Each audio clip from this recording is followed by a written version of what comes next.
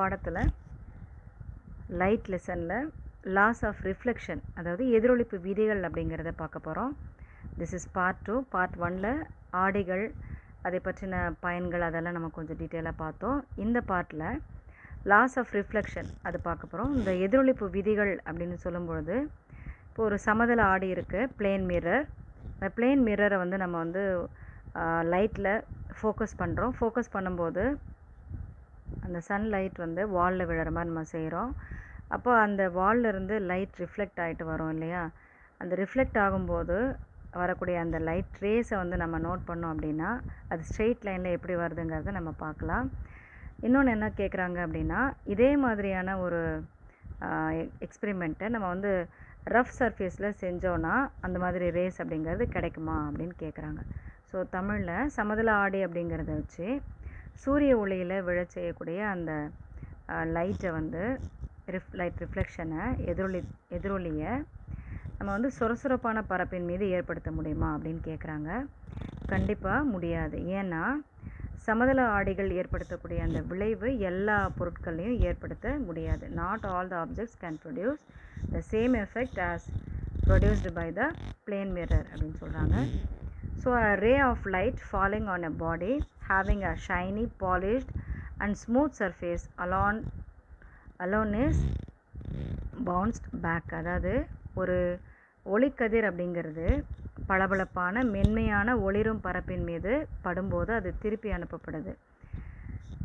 இவ்வாறு ஒளியானது பளபளப்பான மென்மையான ஒளிரும் பரப்பில் பட்டு திரும்பக்கூடிய இந்த நிகழ்வு தான் ஒளி எதிரொலித்தல் அப்படின்னு குறிப்பிடுறாங்க. So the bouncing back of the light rays as they fall on the smooth, shiny and polished surface is called reflection அப்படின்னு சொல்கிறாங்க. ஸோ ரிஃப்ளெக்ஷன், டிஃபைன் ரிஃப்ளெக்ஷன், ஒளி எதிரொலித்தல் வரையறு அப்படி கேட்டாங்கன்னா அதுக்கான டெஃபினேஷனை நீங்கள் இது எழுதலாம். And then reflection involves two rays. One is instant ray and another one is reflected ray. அது உங்களுக்கு தெரியும். ஸோ இன்ஸ்டன்ட் ரே அப்படிங்கிறது என்ன அப்படின்னா, நம்ம எந்த லைட் ரே சென்ட் பண்ணுறோமோ அந்த சர்ஃபேஸ் மேலே விழுற மாதிரி அதுதான் என்னது இன்ஸ்டன்ட் ரேஸ். அந்த சர்ஃபேஸில் பட்டுட்டு after falling on the surface this ray returns in to the same medium. அதுலேயே அது ரிஃப்ளெக்ட் ஆகிட்டு வெளில வரும் இல்லையா? அதுதான் என்ன சொல்கிறோம் அப்படின்னா ரிஃப்ளெக்டட் ரே அப்படின்னு சொல்கிறாங்க. அதாவது ஒளி எதிரொலித்தலில் 2 கதிர்கள் ஈடுபடுது. ஒன்று படுகதிர், மற்றொன்று எதிரொலிப்பு கதிர்னு சொல்கிறோம். ஒரு ஊடகத்தில் பளபளப்பான எதிரொலிக்கும் தன்மை மீது விழக்கூடிய அந்த ஒளிக்கதிர் படுகதிர் அப்படின்னு குறிப்பிடுறாங்க. ஸோ ஒளியானது அந்த பரப்பின் மீது பட்ட பிறகு அதே ஊடகத்திற்கு திரும்ப வருது அப்படின்னு சொல்கிறோம். இந்த ஒளிக்கதிரை தான் எதிரொலிப்பு கதிர் அப்படின்னு குறிப்பிடுறோம். இப்போ இந்த கற்பனையாக வரையப்பட்ட செங்குத்து கோடு, அதாவது எதிரொலிக்கும் பரப்பில் ஒளி கதிர் படும் புள்ளியில் கற்பனையாக வரையப்பட்ட அந்த செங்குத்து கோடு அப்படிங்கிறது தான் குத்துக்கோடு அப்படின்னு குறிப்பிடுறாங்க. An imaginary line perpendicular to the reflecting surface at the point of instant of the light ray is called the normal. So the relation between the instant ray and the reflected ray and the normal is given as the loss of reflection அப்படின்னு சொல்கிறாங்க. படுகதிர், எதிரொலிப்பு கதிர் மற்றும் குத்துக்கோடு இதுக்கிடையே இருக்கக்கூடிய தொடர்பு அப்படிங்கிறது தான் எதிரொலிப்பு விதிகளாக குறிப்பிடுறாங்க. So இந்த எதிரொலிப்பு விதி அப்படின்னு சொல்லும் பொழுது எதிரொலித்தல் வேறு, ஒளி எதிரொலிப்புனா என்னன்னு கேட்டால் அது முதல்ல சொன்னது. எதிரொலிப்பு விதிகள் அப்படின்னு கேட்டாங்கன்னா இந்த பாயிண்ட்ஸ் தான் நீங்கள் எழுதணும். அதாவது படுகதிர், எதிரொலிப்பு கதிர் மற்றும் படுப்புள்ளியில் வரையப்பட்ட குத்துக்கோடு ஆகிய அனைத்தும் எப்படி இருக்கும்? ஒரே தளத்தில் இருக்கும் அப்படின்னு குறிப்பிட்டிருக்காங்க. The instant ray, the reflected ray and the normal at the point of incident are lie in the same plane அப்படின்னு சொல்கிறாங்க. ஸோ இந்த டயக்ராம் பார்த்தா உங்களுக்கு புரியும். Second point is the angle of incident small I and the angle of reflection small r are always equal அப்படின்னு சொல்கிறாங்க. Instant ரே அப்படிங்கிறதும் reflected ரே அப்படிங்கிறதும் படுகோணமும் எதிரொலிப்பு கோணமும் எப்படி இருக்கும்? the angle of incident and the angle of reflection இது ரெண்டும் எப்படி இருக்கும்னா சமமாக இருக்கும் அப்படின்னு சொல்கிறாங்க. படுகோணம்ங்கிறது small I, the angle of incidentங்கிறது small I, the angle of reflection அப்படிங்கிறது small R. See in this diagram it explains very clear from the laws of reflection. That means the instant ray is small I, the reflected ray is small r.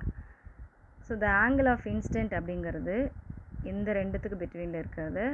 The angle of reflection அப்படிங்கிறது இந்த ரெண்டு ஆங்கிளுக்கு இடையில் இருக்குது. So normal அப்படிங்கிறது இந்த perpendicular ரே தான் normal. குத்துக்கோடு அப்படிங்கிறது சென்டராக செங்குத்தாக போடக்கூடியது. படுகதிர் அப்படிங்கிறது நம்ம செலுத்துறது. எதிரொலிப்பு கதிர் அப்படிங்கிறது இந்த தளத்தின் மீது பட்டு அது என்ன பண்ணுது, எதிரொலித்து போகக்கூடியது. ஸோ இந்த எதிரொலிப்பு ரிஃப்ளெக்ஷன் ஆஃப் லைட் அப்படிங்கிறத ரொம்ப சிம்பிளாக நீங்கள் இந்த ஒரு டயக்ராமை வச்சு நீங்கள் படிச்சுக்கலாம். First point, second point, 2 points மட்டும்தான். இது 2 பாயிண்ட்ஸை நீங்கள் நீட்டாக எழுதிட்டிங்கன்னா ஃபுல் மார்க்கை நீங்கள் இதில் ஸ்கோர் பண்ணலாம். ஸோ இன்ஸ்டன்ட் ரே, ஒளி எதிரொலிப்புனாலே விதிகள் அப்படின்னாலே படுகதிர், இன்ஸ்டன்ட் ரே, எதிரொலிப்பு கதிர் ரிஃப்ளெக்டட் ரே, அண்ட் தென் குத்துக்கோடு நார்மல் அப்படிங்கிறத நீங்கள் நினைவில் வச்சுக்கோங்க. அதே போல் இந்த ஆடி அப்படிங்கிறது கேட்டாங்கன்னா அது உங்களுக்கு தெரியணும். மிரர், அதாவது சமதள ஆடி அப்படிங்கிறது உங்களுக்கு தெரியணும். Silver metal is the best reflector of லைட்னு சொல்லியிருக்காங்க. இதெல்லாம் வந்து 1 மார்க்கில் கேட்டால் உங்களுக்கு எழுத தெரியணும். That they wear a thin layer of silver is deposited on the side of materials like plain glass shades to make mirrors அப்படிங்கிறாங்க. ஆடைகளை உருவாக்குவதற்கு கண்ணாடி துண்டின் பரப்பின் மீது மெல்லிய படலமாக, அதனால தான் எந்த பூச்சி பூசுகிறாங்கன்னா வெள்ளி பூச்சி பூசப்படுது அப்படின்னு குறிப்பிட்டிருக்காங்க.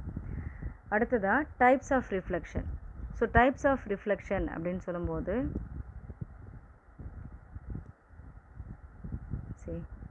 எதிரொலிப்பினுடைய வகைகள் அப்படின்னு சொல்லும் பொழுது ஒழுங்கான எதிரொலிப்பு, ஒழுங்கற்ற எதிரொலிப்பு, பன்முக எதிரொலிப்பு அப்படின்னு 3 வகையாக பிரிக்கிறாங்க. ஒழுங்கான எதிரொலிப்பு அப்படின்னு சொல்லும் பொழுது ரெகுலர் ரிஃப்ளெக்ஷன். ரெகுலர் ரிஃப்ளெக்ஷன் அப்படின்னு சொல்லும்போது when a beam of light falls on a smooth surface it gets reflected. After reflection the reflected rays will be parallel to each other. இப்போது ஒழுங்கான பரப்பில் ஒரு ஒளி பட்டு எதிரொலிக்குது அப்படின்னு சொன்னால் அதனுடைய எதிரொலிப்பு எப்படி இருக்கும்? இப்போ இதுதான் ஒழுங்கான பரப்பு அப்படின்னு நம்ம எடுத்துக்கிட்டோன்னா இதில் வந்து ரேஸ் வந்து படுது. இப்போ படக்கூடிய இந்த ஒளி இதன் மீது பட்டு அழகாக என்னாகும், ரிஃப்ளெக்ட் ஆகும். ஸோ இப்படி ரிஃப்ளெக்ட் ஆகிற இந்த ரேஸ் அப்படிங்கிறது சமதள பரப்பில் படுது. ஸோ ஒழுங்கான எதிரொலிப்பை பெறுது, ரெகுலர் ரிஃப்ளெக்ஷன் பெறுது. ஸோ இதனுடைய ஆங்கிள் ஆஃப் இன்ஸ்டன்ட் அப்படிங்கிறது, ஆங்கிள் ஆஃப் ரிஃப்ளெக்ஷன் அப்படிங்கிறது எல்லாமே எப்படி இருக்கும், அதில் ஈக்குவலாக இருக்கும். Hence the law of reflection is obeyed in this case and thus a clear image is formed. This reflection is called regular reflection or specular reflection அப்படின்னு சொல்கிறாங்க. Reflection of light by a plane mirror and reflection of light from the surface of still water. அதாவது வழவழப்பான பரப்பின் மீது ஒரு ஒளிக்கற்றை நம்ம செலுத்தணும் அப்படின்னா வெளிவரக்கூடிய அந்த ஒளிக்கதிர்கள் எப்படி இருக்கும், ஒன்றுக்கொன்று இணையாக இருக்கும் அப்படின்னு குறிப்பிடுறாங்க. ஸோ இதுலேருந்து வெளிவரக்கூடிய படுகோணம், எதிரொலிப்பு கோணம் அதுவும் எப்படி இருக்கும், சமமாக இருக்கும் அப்படின்றாங்க. இது எதிரொலிப்பு விதியை பின்பற்றுவதனால தெளிவான பிம்பம் அப்படிங்கிறது கிடைக்குது. ஸோ இதிலிருந்து வரக்கூடிய எதிரொலிப்பு ஒழுங்கான எதிரொலிப்பு அல்லது கண்ணாடி எதிரொலிப்பு அப்படின்னு குறிப்பிடுறாங்க. எடுத்துக்காட்டாக சமதள ஆடையில் உருவாக்கக்கூடிய எதிரொலிப்பு மற்றும் நிலையான தண்ணீரில், தண்ணி வந்து எந்த ஒரு டிஸ்டர்பன்ஸும் இல்லாமல் இருக்கக்கூடியதாக இருந்ததுன்னா அதில் பட்டு வரக்கூடிய எதிரொலிப்பு, இதெல்லாம் வந்து சமதள ஒழுங்கான எதிரொலிப்பு, ரெகுலர் ரிஃப்ளெக்ஷன் அப்படின்னு சொல்கிறாங்க. அடுத்ததாக ஒழுங்கற்ற எதிரொலிப்பு. ஒழுங்கற்ற அப்படின்னு சொன்னாலே சொல்லும்போதே நம்மளுக்கு தெரியுது அது எப்படி இருக்கும், இர்ரெகுலராக இருக்கும். ஒழுங்கற்ற எதிரொலிப்பு.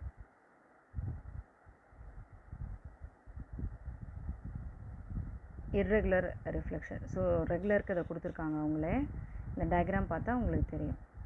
ஸோ ரெகுலர் அப்படிங்கிறது அழகாக அந்த சமதள பரப்பில் பட்டு அந்த ஆடை என்ன ஆகுது, எதிரொலித்து எதிரொலிப்பு கோணத்தை உருவாக்குது. அது எல்லாமே எப்படி இருக்குது, ஈவனாக ஈக்குவலாக இருக்குது அப்படிங்கிறத சொல்கிறாங்க. ஒழுங்கற்ற அப்படின்னு சொல்லும்போது அந்த சர்ஃபேஸ் வந்து ரஃப் சர்ஃபேஸாக இருக்கும், இர்ரெகுலர் சர்ஃபேஸாக இருக்கும். ஸோ அதுலேருந்து வெளில வர ரிஃப்ளெக்டட் ரேஸ் எப்படி இருக்கும், எதிரொலிப்பு கதிரெல்லாம் இர்ரெகுலராக இருக்கும், டிஃப்ரெண்ட் ஆங்கிள்ஸில் இருக்கும். ஸோ அதிலிருந்து வரக்கூடிய அந்த எதிரொலிப்பு எப்படி இருக்கும் அப்படின்னா ஒழுங்கற்ற எதிரொலிப்பாக இருக்கும் அப்படின்னு குறிப்பிட்டிருக்காங்க. ஸோ அதுக்கான டயக்ராம் உங்களுக்கு நீட்டாக காண்பிச்சிருக்காங்க. இது பார்த்தாலே உங்களுக்கு தெரியும். ஸோ ஒழுங்கற்ற பரப்பில் அதனுடைய எதிரொலிப்பு எப்படி இருக்குது அப்படின்னு சொல்லி. அடுத்ததாக பன்முக எதிரொலிப்பு, மல்டிபிள் ரிஃப்ளெக்ஷன். ஸோ இந்த மல்டிபிள் ரிஃப்ளெக்ஷன் அப்படிங்கிறது வந்து 2 சமதள ஆடிகளை எடுத்து அதை ஒன்றுக்கொன்று செங்குத்தாக பொருத்தி அதிலிருந்து ஏதாவது ஒரு பொருளை வச்சு நம்ம பார்த்தோம் அப்படின்னா அது ஒன்றுக்குள்ளே அதனுடைய எதிரொலிப்புகள். இப்போ நீங்கள் இதெல்லாம் வந்து ட்ரெஸ்ஸிங் ரூமில் பார்த்தீங்கன்னா அந்த ஷாப்ஸ்லலாம் வச்சுருப்பாங்க. அதிலலாம் பார்த்தீங்கன்னா இந்த மாதிரியான ஒரு கண்ணாடியை வச்சுருப்பாங்க. ஸோ 2 மிரர்லேயே ஆப்போசிட்டில் அந்த ரிஃப்ளெக்ஷன் பட்டு அதனுடைய ரிஃப்ளெக்ஷன் அதனுடைய உள்ளே இருக்கக்கூடிய அந்த ரிஃப்ளெக்ஷனில் பட்டு இது வந்து மல்டிப்ளை ஆகிட்டே போகும். ஸோ அந்த மாதிரி தெரியக்கூடியது தான் இந்த மல்டிபிள் ரிஃப்ளெக்ஷன். ஸோ இந்த பன்முக எதிரொலிப்பு அப்படிங்கிறத எப்படி தெரியும் அப்படிங்கிறது உங்களுக்கு அந்த ஒரு சின்ன டயக்ராமில் ஏரோ மார்க்ஸ் போட்டு உங்களுக்கு காமிச்சிருக்காங்க பாருங்கள். ஸோ இதை இன்னும் ஈஸியாக சொல்லணும் அப்படின்னா என்னுடைய கோணங்கள் அப்படிங்கிறது வந்து மீண்டும் மீண்டும் அந்த கண்ணாடியில் பட்டு எதிரொலிக்கும் போது அந்த கண்ணாடியில் தோன்றக்கூடிய பிம்பங்கள் மீண்டும் முதல் கண்ணாடியில் படுது, முதல் கண்ணாடியில் பட்டது இரண்டாவது, இப்படி அடுத்தடுத்து அது மாறி மாறி தோன்றும் போது பன்முக எதிரொலிப்பு அப்படிங்கிறது தெரியும். இந்த சிகை அலங்காரம், ஆடையங்கள் இதிலெல்லாம் இது இருக்குது அப்படின்னு குறிப்பிட்டிருக்கிறாங்க. இதுக்கு இடைப்பட்ட கோணம் அப்படிங்கிறத நீங்கள் சயின்டிஃபிக்காக தெரிஞ்சுக்கணும், 360 டிகிரி. ஸோ இதை வந்து இதுக்கு இடைப்பட்ட அந்த கோணம் அப்படிங்கிறத வந்து தீட்டாவில் டிவைட் பண்ணி -1 அப்படிங்கிறத போட்டோன்னா அதுதான் அந்த பிம்பத்தினுடைய எண்ணிக்கையை அதிகரிக்கக்கூடிய அந்த கோணம், தோன்றும் பிம்பங்களுடைய எண்ணிக்கை அப்படின்னு குறிப்பிட்டிருக்காங்க. ஸோ இதில் வந்து why they are parallel to each other the number of image formed becomes infiniteன்னு சொல்லியிருக்காங்க. அதாவது இந்த கண்ணாடிகளுக்கு இடைப்பட்ட கோணத்தினுடைய மதிப்பை நம்ம வந்து குறைச்சோம் அப்படின்னா தோன்றக்கூடிய பிம்பங்களின் எண்ணிக்கை என்னாகுது, அதிகரிக்குது. கண்ணாடிகளை ஒன்றுக்கொன்று இணையாக வச்சோன்னா முடிவிலா எண்ணிக்கையிலான பிம்பங்கள், இன்ஃபினிட்டி டிஸ்டன்ஸில் அந்த பிம்பங்கள் தோன்றும்னு குறிப்பிட்டிருக்காங்க. ஸோ இந்த ப்ராப்ளம் இது 2 மார்க்ஸ் கொஷின்ஸில் கேட்கலாம், இதை படிச்சுக்கோங்க. Angle of inclination 90 degree, number of image formed 360/θ -1 அந்த ஃபார்முலா அப்ளை பண்ணுறாங்க. ஸோ நோன் வேல்யூ சப்ஸ்டியூட் பண்ணணும், தீட்டா வேல்யூ சப்ஸ்டியூட் பண்ணோன்னா நம்மளுக்கு கிடைக்கக்கூடியது 3. அந்த பிம்பங்களுடைய எண்ணிக்கை என்ன அப்படிங்கிறத கேட்டிருக்காங்க. நெக்ஸ்ட்டு கெலடோஸ்கோப். கெலடோஸ்கோப் அப்படிங்கிறது நம்ம விளையாடுறதுக்காக பயன்படுத்தக்கூடியதாக இருந்தாலும் கூட இதில் அந்த நிறைய பிம்பங்கள் அப்படிங்கிறது பன்முக எதிரொலிப்பு தத்துவத்தின் அடிப்படையில் தான் நம்ம பார்க்குறோம். ஸோ அந்த கெலடோஸ்கோப் அப்படிங்கிறத உங்களுக்கு அது எப்படி அந்த பன்முகத்தன்மை ஏற்படுத்துதுங்கிறத குறிப்பிட்டிருக்காங்க. இந்த படம் மூலமாக உங்களுக்கு நான் கொஞ்சம் ஈஸியாக அதை எக்ஸ்பிளைன் பண்ணலான்னு நினைக்கிறேன். ஸோ கெலடோஸ்கோப்பில்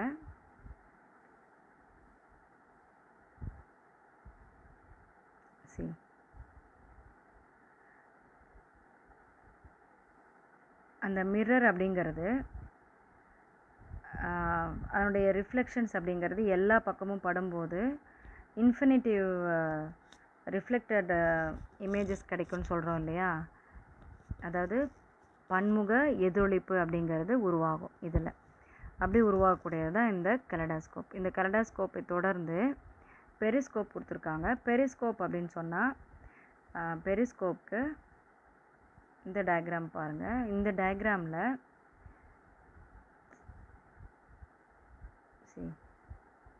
இப்போ நான் வந்து இந்த இமேஜுங்கிறது இந்த மரத்தை நான் ஃபோக்கஸ் பண்ணுறேன். என்னுடைய கண் இங்கே தான் இருக்குது, ஆனால் நான் மரத்தை இங்கே பார்க்கல. ஆனால் நான் இங்கேருந்தே என்ன செய்ய முடியும், மரத்தை கீழே இருந்தே நான் பார்க்க முடியும். காரணம் என்ன அப்படின்னா இங்கே வச்சுருக்கக்கூடிய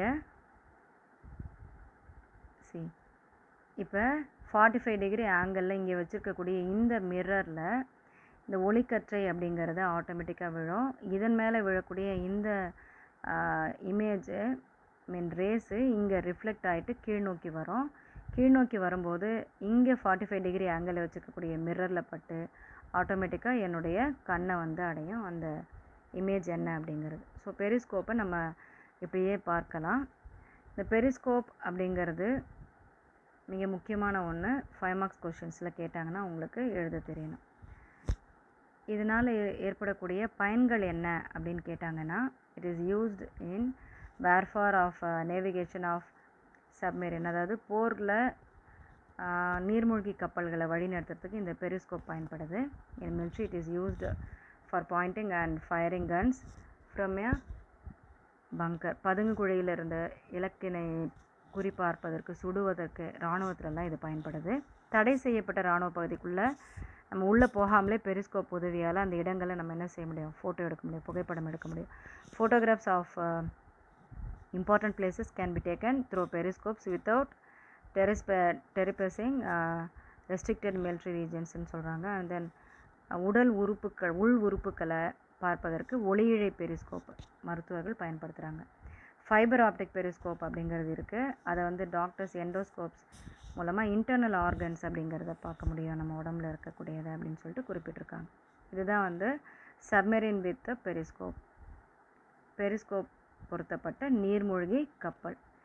மேலேருந்து நம்ம தண்ணிக்குள்ளே இருக்கக்கூடியது என்ன அப்படிங்கிறத என்ன செய்ய முடியும், பார்க்க முடியும். அடுத்ததாக ஒளி விலகல், ரிஃப்ராக்ஷன் ஆஃப் லைட். ஒளி விலகல் அப்படின்னு சொல்லும் பொழுது இப்போ நம்ம நிறைய எப்படி வந்து ஒரு ஒளியை நம்ம பெறுகிறோம், அந்த ஒளி வந்து எப்படி ரிஃப்ளெக்ட் ஆகுது, எதிரொலிக்குது அப்படிங்கிறத பற்றி தான் இது வரைக்கும் நம்ம படித்தோம்.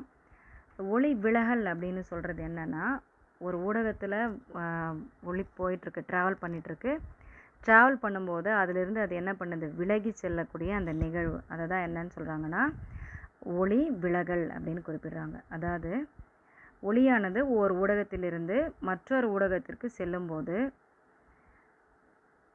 கதிர் விழும் புள்ளியில் குத்துக்கோட்டை பொறுத்து விலகி செல்லும் நிகழ்வு, அதுதான் வந்து ஒளி விலகல் அப்படின்னு குறிப்பிடுறாங்க.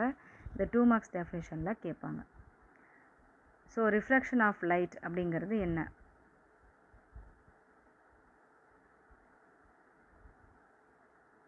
So the light rays traveling from a rarer medium like air into a denser medium like glass or water are deviated from their straight line path. This bending of light above the normal at the point of instant at it passes from one transparent medium to another is called refraction of light அப்படின்னு சொல்கிறாங்க. இதில் வந்து mu value அப்படிங்கிறது light travels with speed, அது உங்களுக்கு தெரியும், சின்ன class நீங்கள் படிச்சுட்டு வர்றது தான். காற்றில் ஒளியினுடைய திசை வேகம் அப்படிங்கிறது கேட்டாங்கன்னா 3 × 10⁻8 metre second power -1, 3 × 10⁸ metre by வினாடி அல்லது மீட்டர் வினாடி பவர் -1 அப்படின்னு நம்ம சொல்லலாம். மீட்டர் வினாடி அடுக்கு -1 அப்படின்னு நம்ம சொல்லலாம். ஸோ இதெல்லாம் நீங்கள் 1 மார்க்கும் 2 மார்க்ஸ்க்கும் படிச்சுக்கோங்க. அடுத்ததாக அடர்வு குறைந்த ஊடகம், அடர்வு மிகுந்த ஊடகம் அப்படிங்கிறதுக்கு ஒளி செல்லும் பொழுது செங்குத்து கோட்டை நோக்கி அது விலகல் அடையும் அப்படின்னு குறிப்பிட்டிருக்காங்க. ஸோ அடர்மிகு ஊடகத்திலிருந்து அடர் குறை ஊடகத்திற்கு ஒளி செல்லும்போது அது விலகி செல்லக்கூடிய இந்த நிகழ்வை நம்ம வந்து தெரிஞ்சுக்கலாம் அப்படிங்கிறத குறிப்பிட்டிருக்கிறாங்க. இதை வந்து ஒரு எக்ஸ்பெரிமெண்ட் மூலமாகவும் நம்ம பார்க்கலாம். சரி, இந்த படம் பார்த்திங்கன்னா ஒளி விலகல் அடைஞ்சு அடர்வு அதிகமான ஊடகம் நீர், அடர்வு குறைவான ஊடகம் காற்று. ஸோ நம்ம வந்து வெளியிலிருந்து பார்க்கும்போது அந்த அடர்வு மிகுந்த ஊடகத்திலிருந்து அடர்வு குறைவான ஊடகத்தில் செல்லக்கூடிய அந்த ஒளி அதனுடைய நேர்கோட்டு பாதையிலிருந்து விலகி செல்லுது. இந்த பென்சில் பார்த்திங்கன்னா கட்டாய் தெரிகிற மாதிரி தெரியும் நம்மளுக்கு தண்ணியில் வச்சு பார்க்கும்போது. ஆனால் அது என்ன கிடையாது, கட்டாயிட்டெல்லாம் போகலை, அதை விலகி தெரியறதுனால, நேர்கோட்டு பாதையிலேருந்து விலகி செல்றதுனால நம்மளுக்கு அப்படி தெரியுது அப்படிங்கிறத குறிப்பிட்டிருக்கிறாங்க. அடுத்ததாக ஒளி விலகல் எண். இந்த ஒளி விலகல் எண் அப்படிங்கிறதுல ரிஃப்ராக்டிவ் இண்டெக்ஸ் அப்படிங்கிறது mu is equal to speed of light in air by speed of light in the medium. அதாவது ஒளி விலகல் எண் அப்படிங்கிறத மியூ அப்படின்னு குறிப்பிடலாம். மியூ இதெல்லாம் வந்து புதிய வார்த்தை. அடுத்தடுத்த வகுப்புகள் நீங்கள் போகும்போது இந்த விஷயங்கள்லாம் தெரிஞ்சதுன்னா உங்களுக்கு படிக்கிறதுக்கு ஈஸியாக இருக்கும். காற்றில் ஒளியின் திசைவேகம் பை ஊடகத்தில் ஒளியின் திசைவேகம் C/V அப்படிங்கிறத குறிப்பிட்டிருக்கிறாங்க. ஸோ ஒளி விலகல் எண் அப்படிங்கிறது இந்த ரெண்டும் ஒரே மாதிரியான அளவு தகவு அப்படிங்கிறனால இதுக்கு என்ன கிடையாதுன்னா அலகு கிடையாது. காற்றில் ஒளியின் திசைவேகம் C, ஊடகத்தில் ஒளியின் திசைவேகம் V. ஒரு அட்டவணை ஒன்று உங்களுக்கு காண்பிச்சிருக்காங்க, பொருள்கள் மற்றும் ஒளிவிலகல் எண். காற்றில் ஒளிவிலகல் எண் அப்படிங்கிறது என்ன அப்படின்னா 10, நீரில் 1.33, ஈத்தர் வாட்டர், கெரோசின், மண்ணெண்ணெய், சாதாரண கண்ணாடி, குவாட்ஸு, அந்த டைமண்ட், இதெல்லாம் உங்களுக்கு அதனுடைய ஒளிவிலகல் எண்கள் எவ்வளோ அப்படிங்கிறத குறிப்பிட்டிருக்காங்க. 1 மார்க்கில் கேட்கலாம். ஸோ அதை நீங்கள் நல்லா படிச்சுக்கோங்க.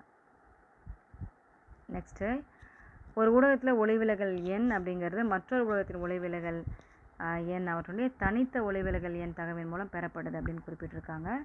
ஸோ இதை வந்து இரண்டாவது ஊடகத்தில் தனித்த ஒளிவிலகல் எண் அப்படிங்கிறத முதல் ஊடகத்தில் தனித்த ஒளிவிலகல் எண்ணால் நம்ம வகுத்தோன்னா கிடைக்கிறது. Observe reflective index of the second medium observe reflective index of the first மீடியமால் டிவைட் பண்ணணும். So C/V2 by C/V1. So 1μ2 அப்படிங்கிறது என்ன கிடைக்கும்னா CC கேன்சல் ஆகிடும். ஸோ V1/V2 நம்மளுக்கு கிடைக்கும். இதில் இருக்கக்கூடிய C கேன்சல் ஆகிடும். உங்களுக்கு μ12 அப்படிங்கிறது V1/V2 அப்படிங்கிறது கிடைக்கும். So the refractive index of one medium with respect to another medium is also given by the ratio of speed of light in the first medium to its speed in the second medium அப்படிங்கிறத சொல்லியிருக்காங்க. கணக்கு ஒன்று கொடுக்கப்பட்டிருக்கு. காற்றில் ஒளியின் திசைவேகம் அப்படிங்கிறது இவ்வளோன்னு கொடுத்துருக்காங்க. வேறொரு ஊடகத்தினுடைய ஒளியின் திசைவேகமும் கொடுத்துருக்கு.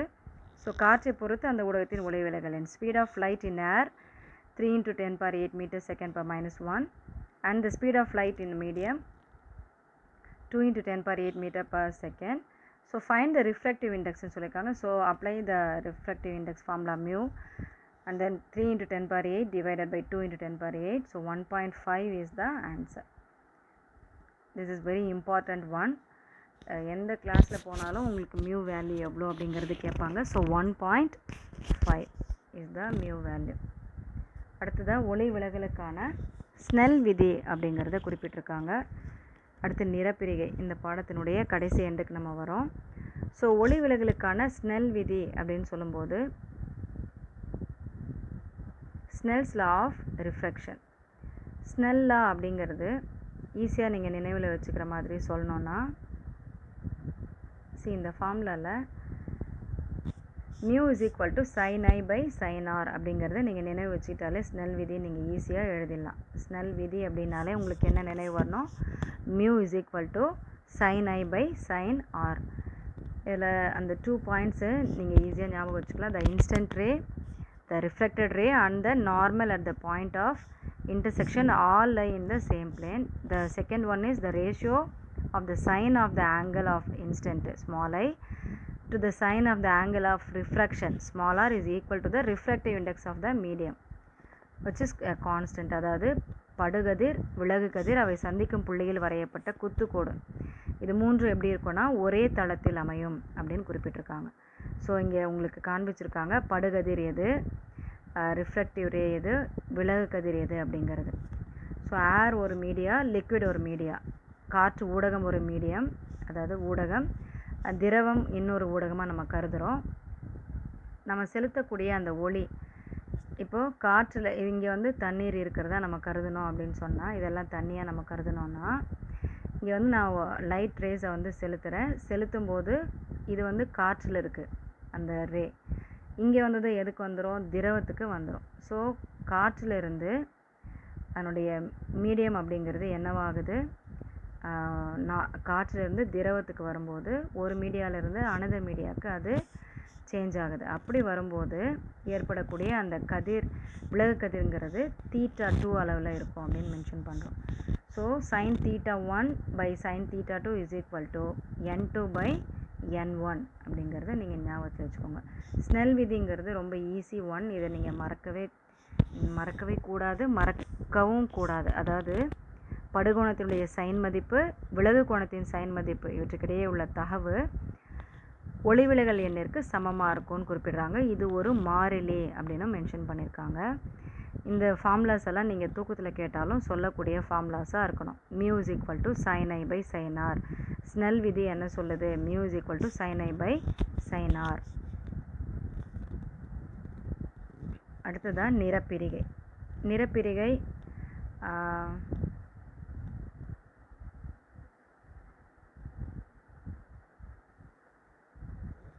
டிஸ்பர்ஷன்.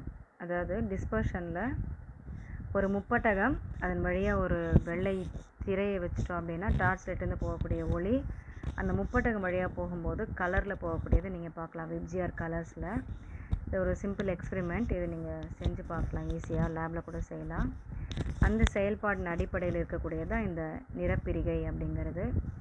ஸோ இந்த நிறப்பிரிகை அப்படிங்கிறதுல நியூட்டன் வட்டு சோதனை அப்படிங்கிறது உங்களுக்கு 7th ஏற்கனவே நம்ம படிச்சிருக்கிறோம். அதாவது ஒரு ஒயிட் சார்ட்டில் எல்லா கலர்ஸையும் நம்ம வந்து அப்ளை பண்ணிவிட்டு அந்த ரவுண்டாக இருக்கக்கூடிய அந்த சார்ட்டை நம்ம ரொட்டேட் பண்ணோம் அப்படின்னா, வேகமாக ரொட்டேட் பண்ணும்போது அந்த கலர்ஸ் எல்லாம் மறைஞ்சிட்டு நம்மளுக்கு என்ன மட்டும் கிடைக்கும், வெள்ளை நிறம் மட்டும் கிடைக்கும்.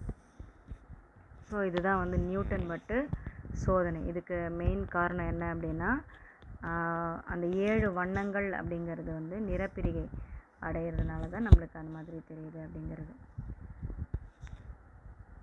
இப்போ வெள்ளை ஒளியை நம்ம செலுத்தணும்னா நம்மளுக்கு என்ன கிடைக்கும், விப்ஜிஆர் கலர்ஸ் அப்படிங்கிறது கிடைக்கும்.